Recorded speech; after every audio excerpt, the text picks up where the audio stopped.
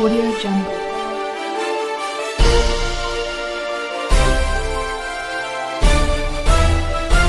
Audio Jungle.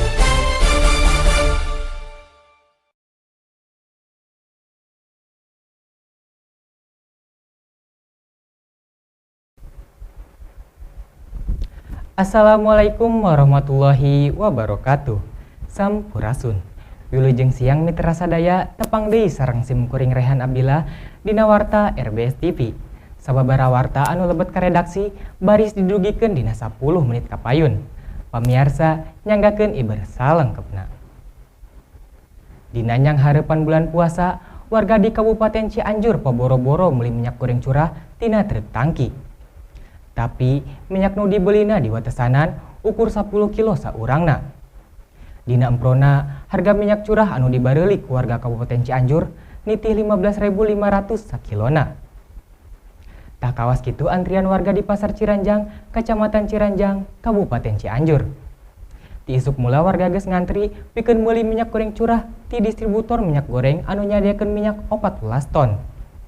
Sanajan kitu, minyak curah nu dibeuli kalawan harga 15.500 sakilo teh di watesanan. Saurangna ukur bisa meuli 10 kilo. Salianti warga, para pedagang sembako ge ngilu ngantri lantaran sababaraha minggu katompernakeun minyak goreng curah hese disiarna sakalina aya hargana mahal.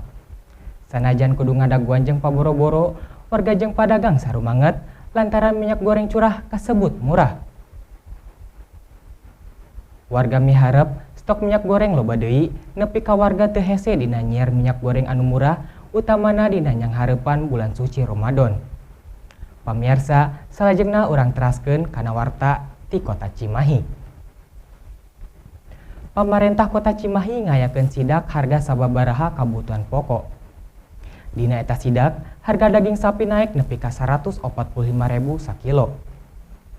Pemkot Cimahi boga rancang bakal ngayakeun operasi pasar murah pikeun ngajaga stabilna harga kabutuhan pokok dina mapag bulan puasa.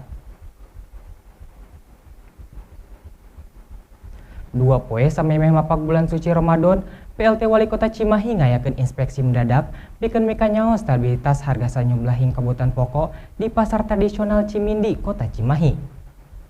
Dina sidak anu ayeuna, katohian aya harga anu naik kawas daging sapi anu nepi ka 145.000 anu samemehna 120.000.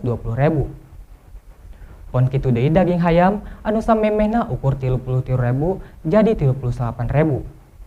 Salianti eta, komoditi sayuran kayaning cabe rawit naik jadi 60.000, nu samemehna mah 40.000.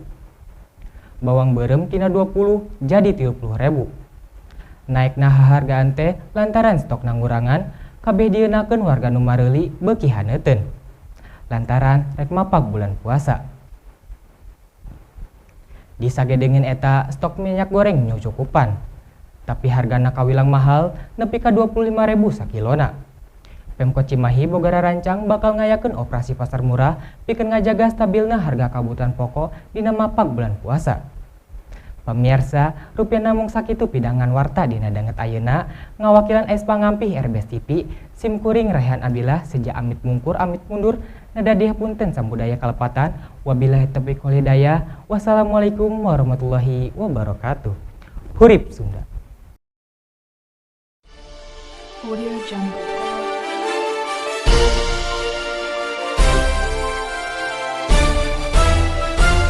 Audio Jungle.